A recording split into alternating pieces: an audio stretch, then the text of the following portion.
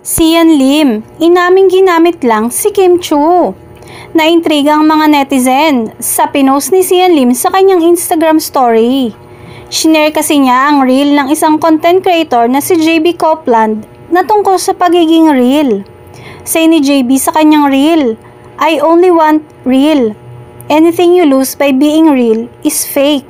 Our authenticity has the power to expose the truth. And I think that's pretty awesome," dagdag pa niya.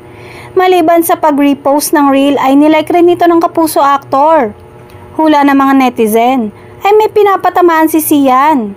Komento ng isang netizen, patama raw niya sa ex-girlfriend niya na si Kim Chiu. "If you only want real, why allow the relationship to last for 13 years?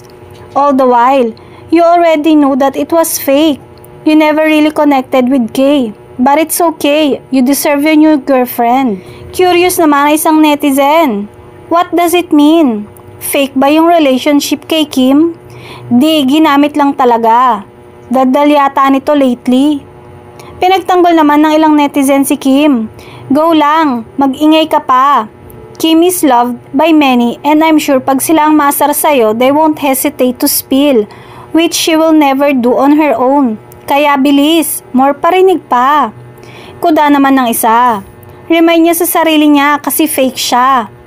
Inaabangan naman ng mga netizen kung sasagutin ba ni Kim ang mga iniintrigang chika sa kanila ni Zian sa press con ng bago nilang series ni Paolo Avellino na What's Wrong with Secretary Kim.